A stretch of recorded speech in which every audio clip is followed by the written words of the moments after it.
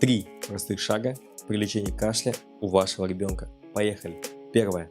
Вложение воздуха. Очень важный момент.